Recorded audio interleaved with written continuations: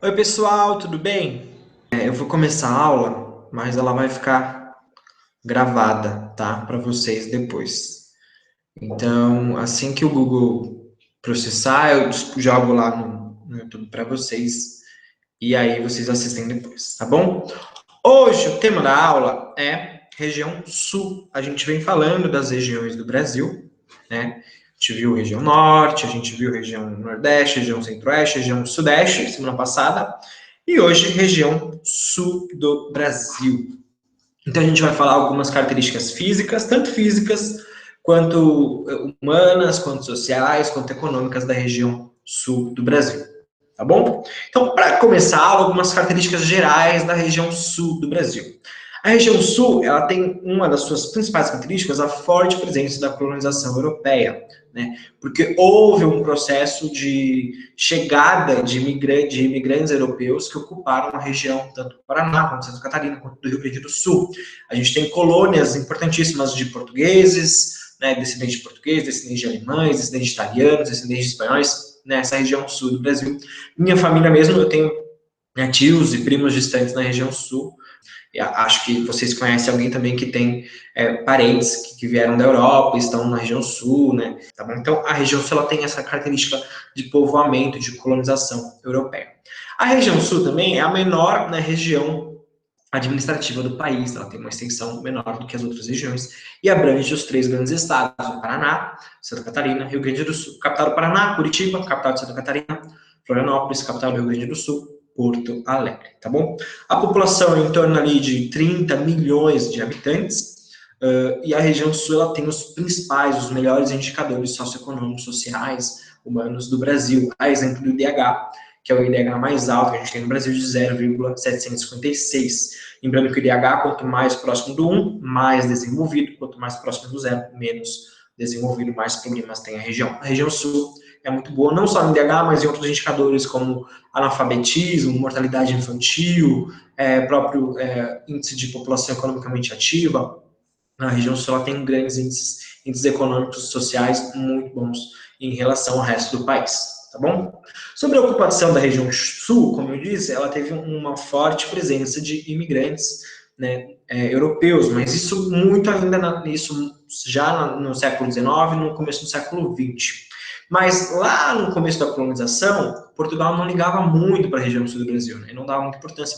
Tanto que a ocupação ali na região sul foi de espanhóis, não de portugueses, né? E aí as missões jesuíticas e aí as bandeiras, né, dos bandeirantes foram importantes para ocupar essa região. A gente tem aqui nessa imagem o vilarejo, né, de São Miguel das Missões, que foi um grande polo jesuítico da região sul, e hoje tem as ruínas, é um grande ponto turístico importante. Lá por volta de 1742, muitos açorianos, Açores é uma região, um arquipélago de Portugal, muitos portugueses dos Açores vieram para a região sul e acabaram, né, ocupando a região sul, fundaram algumas vilas, como a Vila do Porto dos Casais, hoje, que é Porto Alegre. Então, Porto Alegre foi criada por açorianos, por essa migração de portugueses da Ilha dos Açores em 1742, e aí em 48 e 56 ainda, né, em 1700, chegaram 5 mil outros açorianos que povoaram a região de Santa Catarina.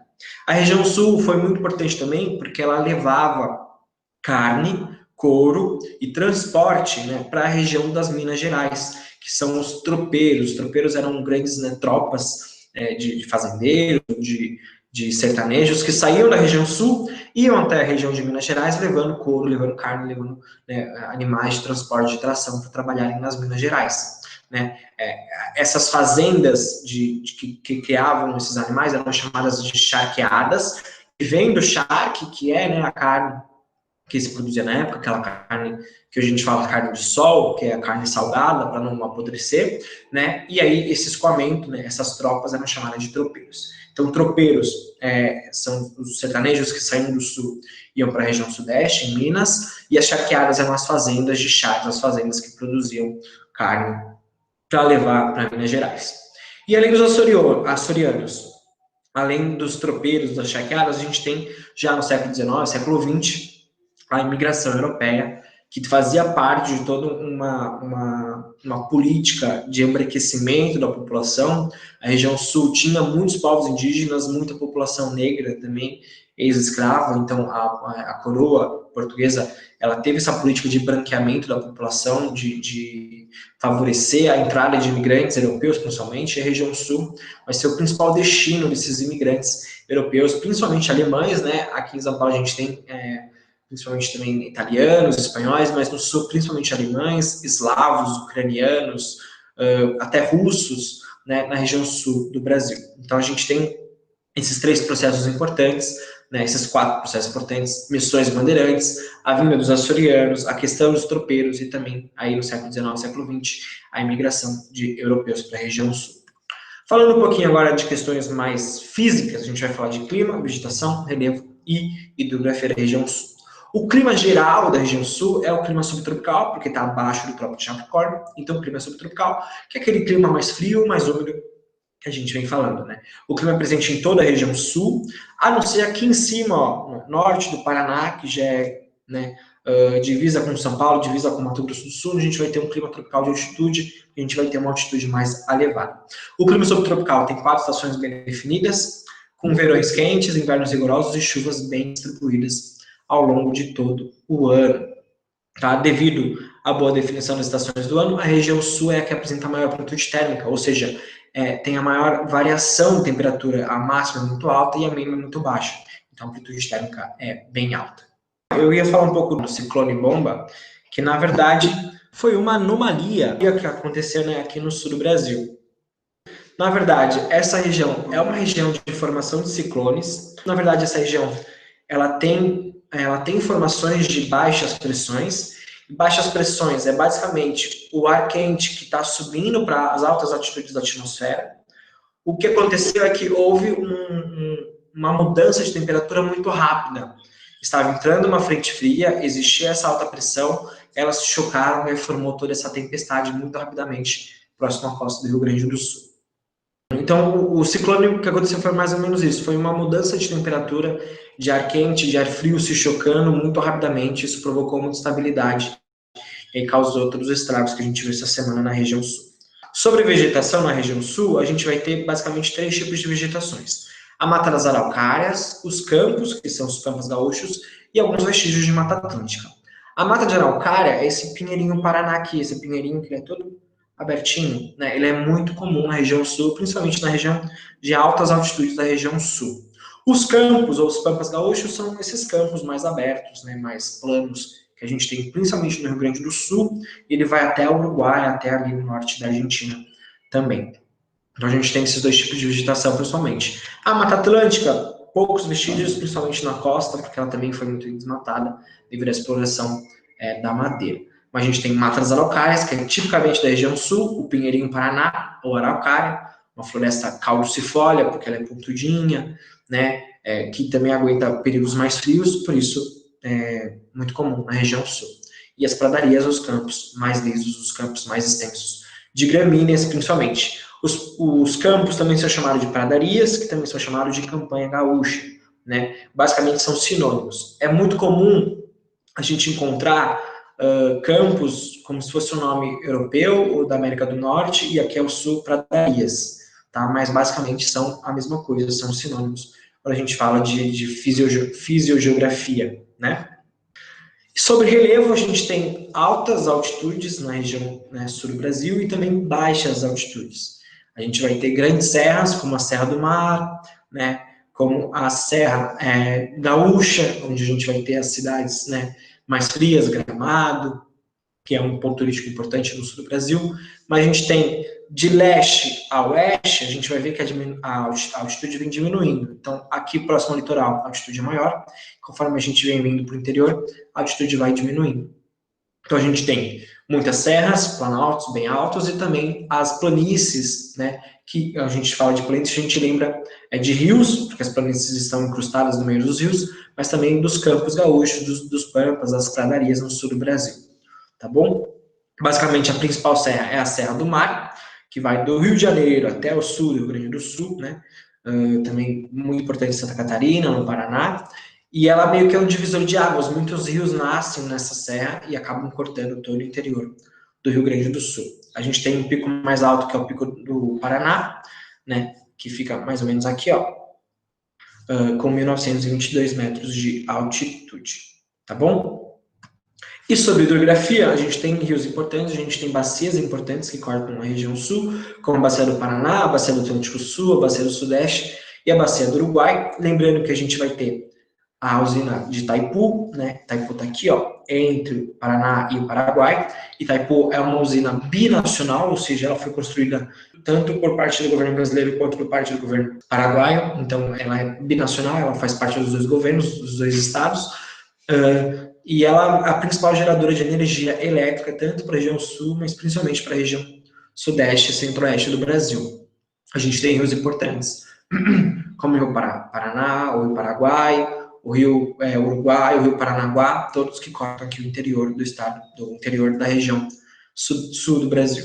Tá? Mas é importante lembrar das bacias, bacia do Paraná e Uruguai principalmente, e também da usina de Itaipu, que fica aqui, ó, né, entre o estado do Paraná e o Paraguai. Sobre atividades econômicas, agropecuária, em agricultura, a gente vai dizer que a região sul é o grande celeiro do Brasil, né, ela produz muitos grãos, né, soja, milho, arroz, principalmente arroz, feijão também é tipicamente da região sul, o trigo, né, o Brasil produz pouquíssimo trigo, mas o trigo que é produzido, ele é produzido na região sul, porque o trigo é um gênero agrícola que prefere um friozinho, prefere um clima mais ameno. Aveia, centeio, cevada, todos esses grãos são produzidos na região sul do Brasil. Além de outros, como uva, né, a questão das vinícolas de produção de vinhos na região sul, o mate também, a erva mate, que é tipicamente da região sul, também produzida na região centro-oeste, tabaco, maçã, mandioca e café, né, ali, principalmente no norte do Paraná, a gente tem uma produção de café importante. Lembrando que no sul do Brasil a gente tem uma característica agrícola ou agropecuária diferente. A gente vai ter pequenas propriedades familiares. A região sul do Brasil ela difere de São Paulo, difere do centro-oeste, porque não vão ser grandes latifúndios, vão ser pequenas propriedades ou médias propriedades familiares, basicamente, né? A gente está falando de agricultura familiar, de agricultura camponesa, muito importante na região sul. Quer dizer que não existem latifúndios? Sim, existem latifúndios importantes na região sul, principalmente relacionados à criação de gado, ou a criação de plantio de soja, plantio de milho também. E com relação à pecuária, né, a região sul do Brasil tem um rebanho bovino importantíssimo, né, só que é menor do que o centro-oeste, um rebanho ovino, ovina de ovelhas também é importante, as ovelhas, a maior parte das ovelhas criadas é na região sul, tem a maior parte, né, do rebanho suíno, né, de porcos, e também 50% aí da criação de frango. Lembrando que a gente tem grandes empresas na região sul, como a Aurora, a Sadia, a própria Perdigão, são todas da região sul. Em Chapecó, por exemplo, a gente tem a sede da Aurora. Quem gosta aí de futebol, Chapecoense, que é o time de Chapecó, ele é patrocinado pela Aurora, porque a empresa é da região. Na verdade, a Aurora é uma cooperativa de várias fazendas de pequenos e médios produtores rurais que se juntaram e formaram a Aurora. A Aurora, na verdade, é uma cooperativa de várias fazendinhas, várias pequenas e médias propriedades rurais, tá bom? Mas a gente tem essa importância principalmente do rebanho suíno, né? Ou seja, quase 50% do suíno é produzido na região sul e 50% da criação de frango também vem da região sul do Brasil. E falando de indústria e extrativismo, a gente vai ter na indústria, como eu disse, principalmente voltadas à produção de gêneros alimentícios, como as vinícolas, né, que produzem vinho. A gente tem uma indústria têxtil importantíssima também na região sul, principalmente em Santa Catarina, no norte do Paraná, cidades como Londrina, como Maringá, são cidades muito industriais no setor têxtil. Uma indústria de porcelanato, de cristais, máquinas, né, máquinas tanto industriais como eletroeletrônicos e eletrodomésticos, questões de imóveis, por causa da araucária. A araucária ela foi muito desmatada, principalmente para tirar madeira e produzir imóveis, produtos alimentícios de modo geral, e frigoríficos. Como a gente tem uma pecuária muito intensiva, de criação de gado, de porco, de frango, a gente vai ter frigoríficos importantes também na região sul do Brasil. Além das automobilísticas, por exemplo, a fábrica da Peugeot está em Santa Catarina, e a indústria química, muito associada, que a gente vai falar, à extração de carvão, que só existe na região sul do Brasil.